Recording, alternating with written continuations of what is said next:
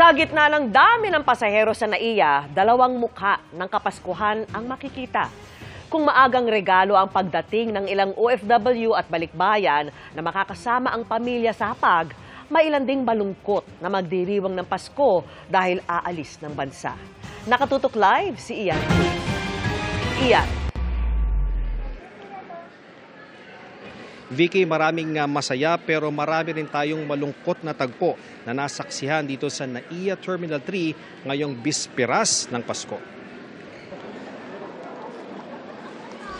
Naiyak sa tuwa ang 74 anyos sa si Lola Norma nang salubungin ang anak mula Dubai, United Arab Emirates kanina. Kahapon lang, dumating din ang isa pa niyang anak mula Japan kaya sama-sama silang pamilya ngayong Kapaskuhan. Kasi ngayong Pasko nag-iipon yung mga anak ko kasi noon wala.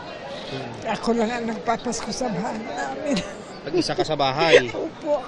So ito, natupad po ang pangarap nyo ngayon. Oh, maraming salamat po kay Lord talaga nag-iipon kami. First time ko ngayon magpapasko. Siguro enjoy ko na lang itong day ko. Uwi siya ng Pilipinas, wala ako. Ganun, uwi ako ng Pilipinas, hindi rin siya nakaka-uwi.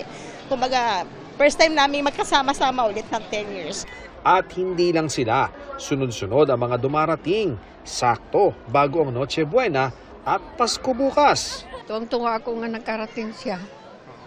Kasi matagal lang din siya umuwi. Masaya po ngayon kasi magpapasko, kaya happy po. Pero kung may mga nag-reunion, meron ding mabibiti ng Kapaskuhan. Isang araw na lang, hindi pa inabutan ng December 25 kasama ng kanilang mga pamilya, sina Jason at 10 kasama. Kailangan na kasi sila sa pinapasukang oil and gas company sa Dubai. Wala tayong makakawin, talang aalis din kami kahit na paano. Kasi hirap ng buhay natin dito eh.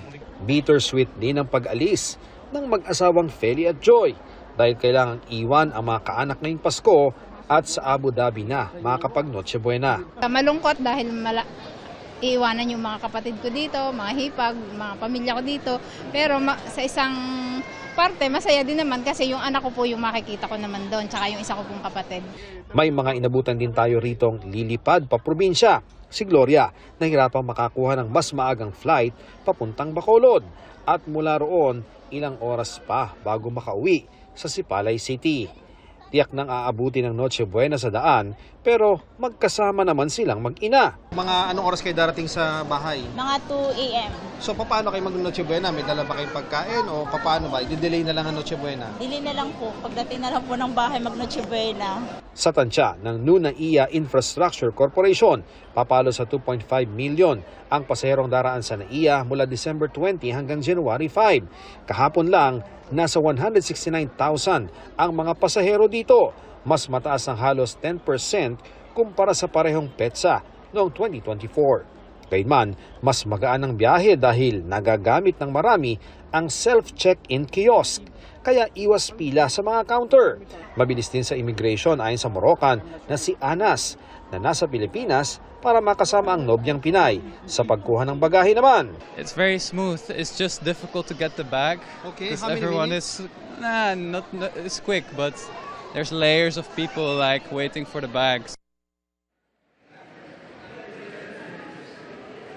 Vicky, sa maghapon natin dito sa NAIA Terminal 3 ay wala naman tayong nabalitaan na major na aberya dito sa paliparan. Liban doon sa nakita natin na isang lalaki na nabuwal dito sa arrival hall pero agad din naman siyang nilapatan ng lunas ng mga medics na nakatalaga dito. So yan muna ang latest mula rito sa NAIA Terminal 3. Merry Christmas sa Vicky at sa ating mga kapuso. Merry Christmas din at maraming salamat sa iyo, Ian Cruz.